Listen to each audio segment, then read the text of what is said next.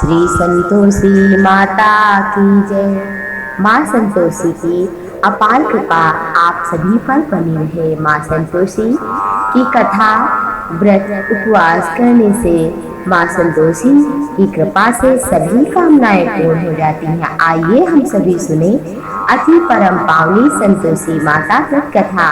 एक बुढ़िया थी, इसके 7 बेटे 6 कमाने वाले, जबकि एक ही कम्मा। बुढ़िया 6 बेटों की रसोई बनाती, भोजन देती, लेकिन जो भी जूठन पूठन होता वो सासवे को दे देती।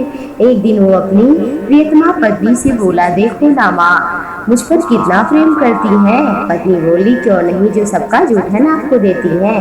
बोला, ऐसा हो ही नहीं सकता, मैं नहीं मानूंगा। बहू हंसकर बोली, आप अगर देखेंगी तब मानेंगी। बोला, हाँ।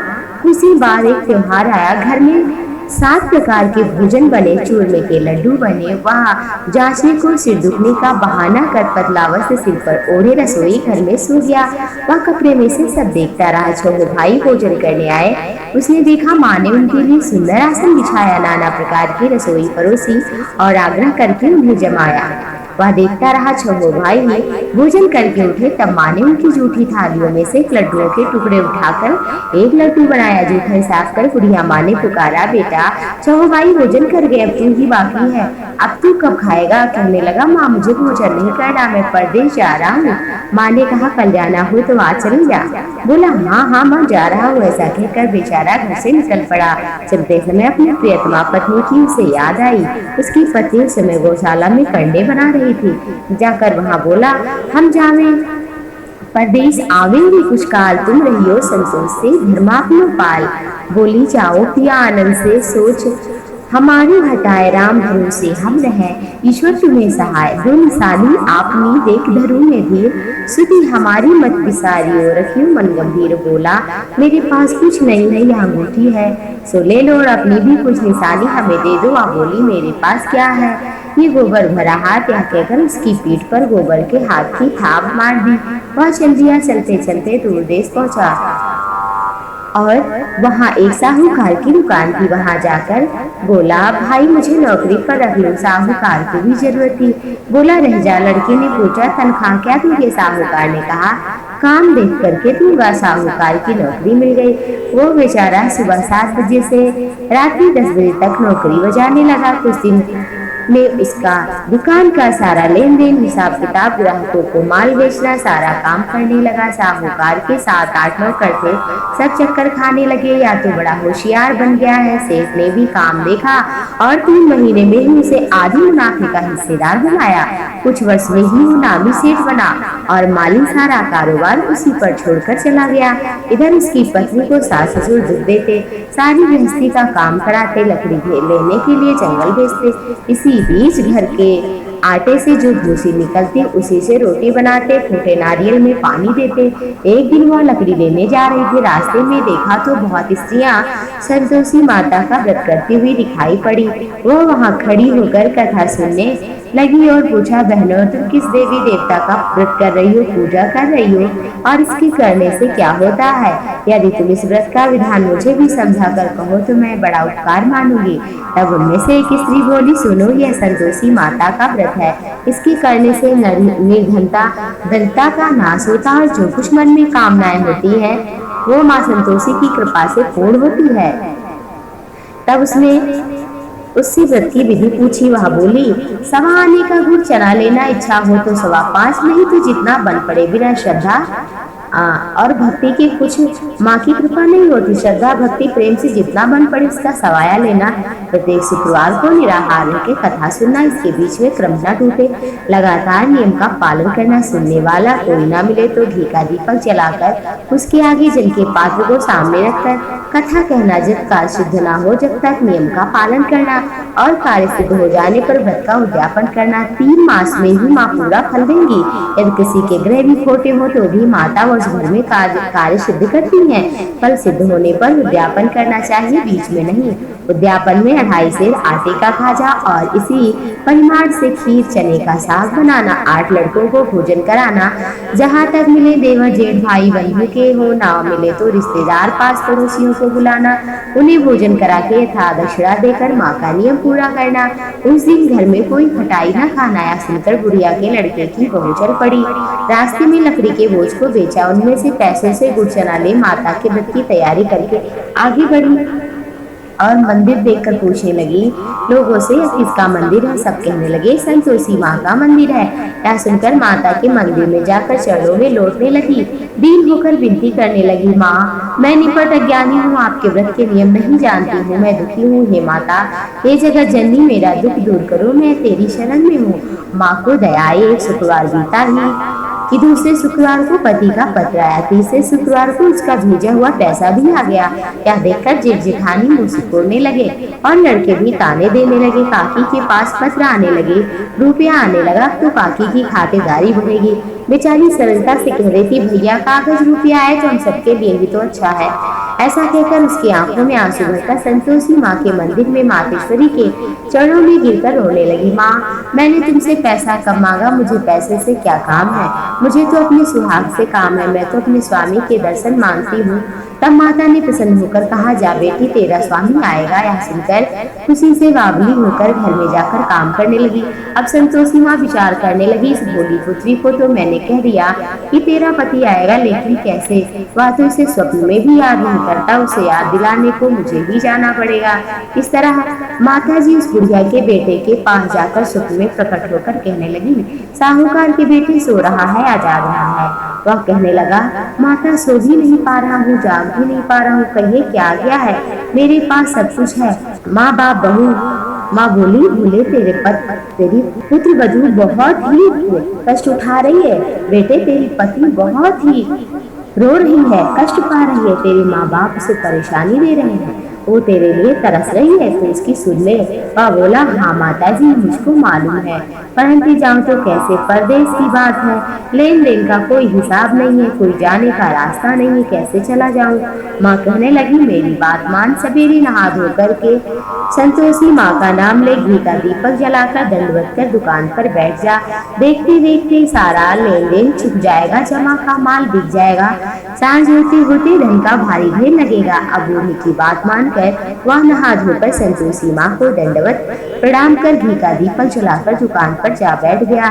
थोड़ी देर में क्या कि देने वाले रुपए लाने लगे, लेने वाले हिसाब लेने लगे, कोठे में भरे सामान के खरीदार नगद दाम दे सौदा करने लगे।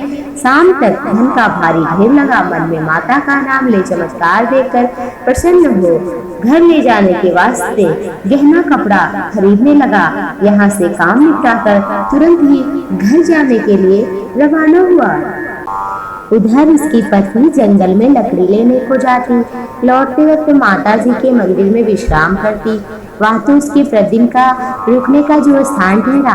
धूल उड़ती देख वह माता से पूछती है, हे माता, यह धूल कैसे उड़ रही है? माता कहती है, हे पुत्री, तेरा पति आ रहा है, अब तू ऐसा कर, लकड़ियों के 3 बोझ बना, एक नदी के किनारे पर, दूसरा मेरे मंदिर के सामने और तीसरा अपने सिर पर। तेरे पति को लकड़ियों का गट्ठर देखकर मुंह पैदा करूंगी। यहाँ रुकेगा, नाश्ता पानी खा पी कर माँ से मिलने जाएगा। तब तू लकड़ियों का बोझ उठाकर पीछे से चौके में गट्ठर डालकर आवाज लगाना, लो सासू जी लकड़ियों का गट्ठर लो, भूसे की रोटी दो, नारियल में पानी दो, क्या आज कोई मेहमान आया है? माता जी से बोली, बहुत अच्छा कहकर वह प्रसन्न मन से लकड़ियों के गट्ठर बनाई 3 और एक नदी के किनारे पर एक माता जी के मंदिर पर रखा। इतने में मुसाफिर आ पहुंचा। सूख की लकड़ी देखकर उसकी इच्छा उत्पन्न हुई कि हम यहीं पर विश्राम करें और भोजन बना खा पी कर गाँव जाएं। इसी तरह रुककर भोजन बना विश्राम करके गाँव को गया। सबसे प्रेम से मिला। उसी समय सिर पर लकड़ी का गट्ठर लिए उतावली सी आती है, लकड़ियों का भारी बोझ आंगन में डालकर जोर से 3 आवाजें देती है, लो सासू जी लकड़ियों का गट्ठर, भूसे की रोटी दो। आज क्या कोई मेहमान आया? सुनकर उसकी सास बाहर आई। अपने दिए हुए कष्टों को बुलाने हेतु कहती है, बहू ऐसा क्यों कह रही हो? तुम्हारा पति भी तो आया है, आप बैठ जा, मीठा चावल मीठी कुछ खा तो भोजन कर, कपड़े गहने पहन। उसकी आवाज सुनकर पति बाहर आया, मीठे देखकर व्याकुल हो जाता है। माँ से पूछता है, माँ यह कौन है? माँ बोली, बेटा यह तेरी बहू ही है, जब से तू गया है तब से सारे गांव में भटकती फिरती है, घर का कामकाज कुछ नहीं करती, चार पहर आकर खा जाती है। वह बोला, ठीक है, मैंने इसे भी देखा और आपको भी। अब दूसरे घर के चाहे हमें ऊपर के में जो कमरे हैं उसकी चाबी दे दो। माँ ने ऊपर के कमरे की चाबी दे दी और बोला, मैं वहीं रहूंगा। माँ बोली, जाना तेरी जैसी मर्जी। और वो एक ही दिन में महल जैसा ठाट बाट बनाकर ऊपर रहने लगा, सुख से रहने लगा। इतने में शुक्रवार आया। पत्नी बोली पति से, मुझे संतोषी माँ के व्रत का उद्यापन करना है। पति बोला, खुशी से कर लो। वह उद्यापन की तैयारी करने लगी। जेठानी के लड़कों को भोजन के लिए कहने गई। उन्होंने मंजूर किया, परंतु पीछे से जेठानी ने अपने बच्चों को सिखाया, देखो भोजन के समय खटाई मांगना, जिससे इसका उद्यापन ही ना पूरा हो। लड़के जीमने आए, खाना खीर पेट भर खाया, परंतु बाद में खाते ही कहने लगे, हमें खटाई दो, खीर खाना हमको भाता नहीं है, देखकर अरुचि होती है। वह कहने लगा, भाई खटाई तो किसी को, कहने लगी खटाई तो किसी को नहीं मिलेगी, या तो संतोषी माँ का प्रसाद है। लड़के उठ खड़े हुए, बोले, पैसा तो दो। वो कुछ जानती नहीं थी, पैसे दे दिए। लड़के उसी समय हट करके गए, इमली खटाई खरीद कर खाने लगे। क्या देखकर बहू पर माँ संतोषी ने क्रोध किया। राजा के दूत उसके पति को पकड़ कर ले गए। जेठ जेठानी अब तो मनमाने वचन कहने लगे, लूट लूट कर धन इकट्ठा करके लाया है, अब मालूम पड़ जाएगा, जब जेल की मार खाएगा, बहू से सहन नहीं हुए।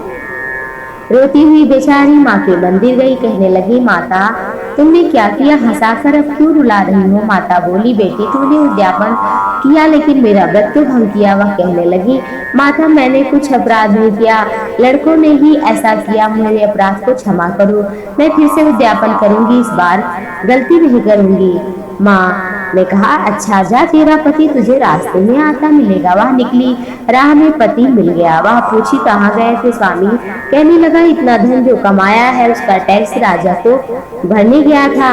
वह प्रसन्न होकर बोली, चलो नाथ अब घर चलते हैं। फिर शुक्रवार आया हो, बोली, मुझे फिर से माँ का उद्यापन करना। पति ने कहा, बिल्कुल करो ना बहू। फिर जेठ के लड़कों को भोजन के लिए कहने गई। जेठानी ने एक दो बातें सुनाई और सब लड़कों को सिखाने लगी, तुम सब लोग भोजन करते समय खटाई मांगना। लड़के भोजन से पहले ही कहने लगे, हमें खीर नहीं, हमें खटाई चाहिए। बोली, खटाई तो किसी को नहीं मिलेगी, भोजन करना हो तो करो। ब्राह्मण के लड़के को फिर बुला कर लाई और यथाशक्ति दक्षिणा देकर भोजन कराकर उन्हें फल दिया मीठा। संतोषी माँ प्रसन्न हो गई। माँ की कृपा से 9वें मास में ही सुंदर चंद्रमा के समान पुत्र की प्राप्ति हुई। पुत्र को पाकर वह रोज ही माँ संतोषी की मंदिर जाती। माँ ने सोचा, यह रोज आती है मेरे दरबार में, क्यों ना मैं इसके ही घर को पावन करने चलूं। यह विचार कर माँ भगवती संतोषी ने एक बड़ा भयानक रूप बनाया। गुलचने से सना मुंह, ऊपर से सूर के समान होंठ, उस पर मक्खियां भी भिना रही थी। देहली पर पैर रखते ही सास चिल्लाई, देखो रे कोई चुड़ैल डाकनी आ रही है, लड़कों इसे भगाओ नहीं तो किसी को खाएगी। लड़के भागने लगे, चिल्लाकर खिड़की बंद करने लगे। बहू रोशनदान से सब देख रही थी, प्रसन्नता से पागल होकर चिल्लाने लगी, आज मेरी माता मेरे घर आई है। वह बच्चे को दूध पीने से हटाने लगी। सास का तो क्रोध ही फट पड़ा, बोली, अरे देखो तो सही कितनी उतावली हो रही, बच्चे को ही हटा रही है। इतने में माँ के प्रताप से लड़के ही लड़के प्रकट हो गए, नजर आने लगे। वह बोली, हे सासू माँ, मैं जिन माँ का व्रत करती हूँ वही ये भगवती संतोषी माँ है। सबने फिर डर के मारे चरण पकड़े और विनती करने लगे, हे माता, हम मूर्ख ज्ञानी हैं, आपके व्रत विधि को नहीं जानते, व्रत भंग करके बहुत बड़ा अपराध किया है। जगत माँ हमें हमारे अपराध को क्षमा कर। इस प्रकार माँ प्रसन्न हो गई। बहू ने कहा, माँ इन सबको क्षमा कर दो। सबको माँ ने क्षमा किया और सबके मनोरथ भी पूर्ण किए। सब व्रत करने लगे, उपवास करने लगे, माँ की जय जयकार करने लगे। घर में शांति, उत्साह, प्रेम, उमंग आ गया और माँ की कृपा से सबकी मनोकामनाएं पूर्ण हुई। सभी नगर के लोग भी देख देख कर व्रत करने लगे। माँ संतोषी की कृपा से जो भी व्रत को करता है, कथा पढ़ता है, सुनता है, दूसरों को सुनाता है और शुक्रवार के दिन खट्टा इत्यादि नहीं खाता है, उसकी सभी मनोकामनाएं माँ की कृपा से सहज ही पूर्ण हो जाती है। एक बार प्रेम से बोलिए, संतोषी माता की जय।